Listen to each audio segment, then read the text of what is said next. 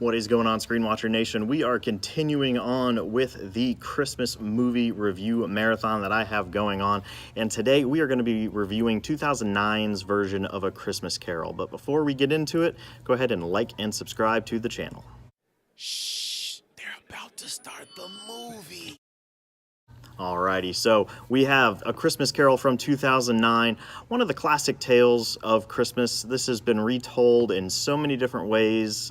They've done it in funny ways with guys and, ex-girlfriends. They've done it in much more serious ways in the past, but it's been plays, it's been movies, it's been pretty much everything made for television movies. A Christmas Carol is kind of the constant Christmas type movie. It's out there all the time, and again, it gets rebooted pretty frequently in different ways. This one was a completely animated, very CGI'd movie. The stars of the film are Jim Carrey. He plays every age of Scrooge, which there are obviously several. He also plays all of the ghosts in the movie as well. You would know him from The Truman Show, Ace Ventura, Eternal Sunshine of the Spotless Mind, just tons and tons of movies. Yes Man, Bruce Almighty. So a lot of, obviously, movies accredited to Jim Carrey, but he plays a lot of roles in this movie. You also have Gary Oldman, who plays a lot of roles as well. He lends his voice to several characters. You would know him from The Darkest Hour most recently, Dawn of the Planet of the Apes, or one of the movies that I just actually reviewed, RoboCop. So check him out in that. You have Colin Firth, who plays Fred. You would know him from King's Speech, Bridget Jones' Diary, Mamma Mia, again, another phenomenal actor. You have Cary Elwes, who plays several characters in this movie as well. You would know him from The Princess Bride, Robin Hood Men in Tights, and the first Saw movie, which that's a fun fact. Most people didn't recognize him in that movie, so hey, there you go. And then you have Robin Wright, who plays Fan and Belle in this movie.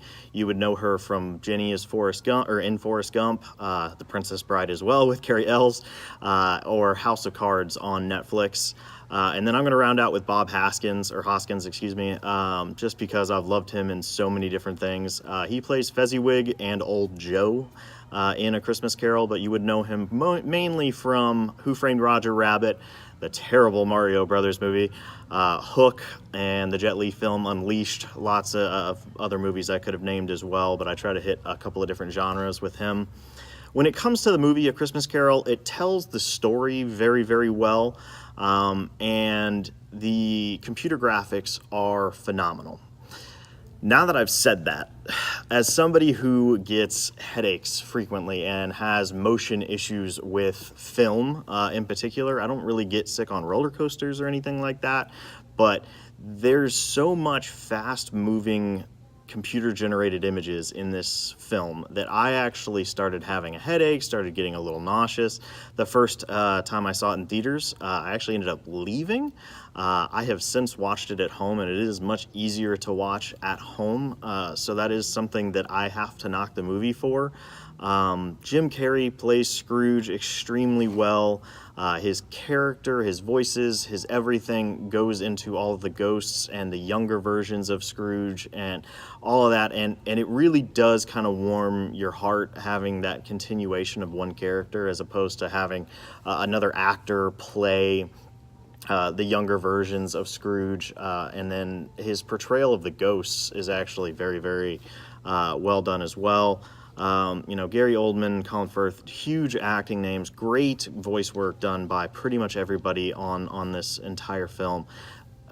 It's kind of creepy how realistic it was, so it made the movie a little creepy to me at times. And obviously, the Ghost of Christmas Past, Ghost of Christmas Future, those are kind of creepy parts of the movie. So there are times where I would say, it's not super little kid friendly, because there are some scary themes, obviously, in the movie. So that's what I would say about it. The preview, when it came out a long time ago, it really showed off just how great these computer-generated images are. It's phenomenal. It's from 2009, and it still holds up pretty well. So it's been a good 9 years since this movie came out, and it's still really, really well done. So I got to give them credit for that. Is it one of my favorite Christmas movies? No. Is it one of my favorite tellings of A Christmas Carol? Not even necessarily, but it's done in a way that makes it more interesting. Having it in this computer-generated world made it be more popular, I think. If it was regular animation or if it was just actually acted out by people, I don't think it would have gotten as much attention and done as well as it did. So I think they knocked it out of the park with the whole creation of the movie and creation of the world, especially by the computers and making it so humanistic with computers. So again, I'm going to give this kind of a midline Christmas movie overall. But I could be completely differing from your opinion right now. So if you have that opinion, please let me know in the comments down below, or you can reach me on the Facebook channel for the Screen Watcher reviews. That has been growing faster and faster than I can even count. So I know a lot of y'all see the videos on there. So again, if you want to comment, suggest other Christmas movies that I can review, go ahead and throw them in the comments down below, either here or on Facebook. Whatever way you want to get a hold of me, I am here for y'all. That is my review, though, so as always, I'm going to sign off saying hopefully your popcorn was always fresh and continues to be, whether it is in the ghost of the past or in your future. Hopefully you enjoy your day at the cinema, whether it was at home or at your local theater, and I will see you all next time.